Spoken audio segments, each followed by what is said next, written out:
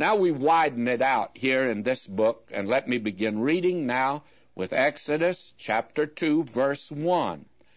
And there went a man of the house of Levi, and took to wife a daughter of Levi. That is, to me, a very wonderful way that Moses gives his own record. He gives a very modest account. And that's one reason I am turning to these other sections where we have a mention of Moses, because he certainly is very humble in the way that he presents it. In other words, I'm sure most of us would want to tell about our father and mother in a great deal of detail. He doesn't even mention them by name. These were just ordinary folk. They were in slavery. They were members of the tribe of Levi, and it's just the same old story. We're going to find it again and again in the Word of God, and that is the old story of a man sees a woman and falls in love with her and tells her so, and she loves him, and they get married and they have a child. That's getting right down to the nitty-gritty, folk, and that's what human life is all about, to tell the truth, and that's the story that is here. Later on, we're given their name, and I have asked this question of classes, and I've also heard it asked on radio years ago when they had these Bible quizzes, who is Hamram and Jochebed? And boy, they scratch their heads, and folks say, well, never heard of them. Well, that's the name of the man and the woman here of the tribe of Levi, the father and mother of Moses. We'll pick up that name when we get to the 6th chapter. Now will you notice, and the woman conceived and bare a son.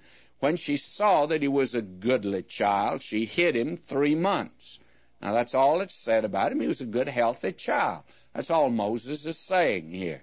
And I'm sure that many of us would like to tell about what a precocious child we were when we were little, and most of us feel that way about it. But Moses, notice how reticent he is in giving his own record.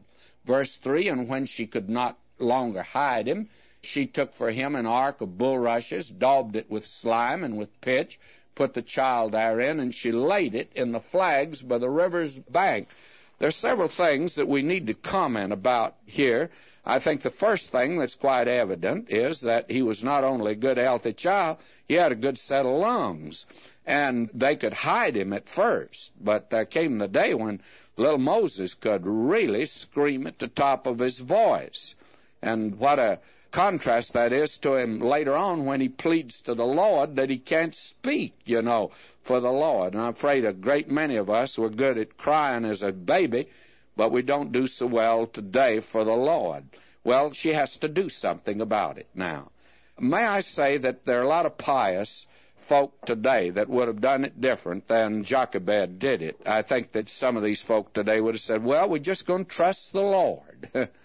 May I say that's wonderful to say that, but really do you trust the Lord when you actually are playing the fool? She'd have been foolish to have kept this child in the house there when a guard passing by, one of the slave drivers, why, he'd have heard the child.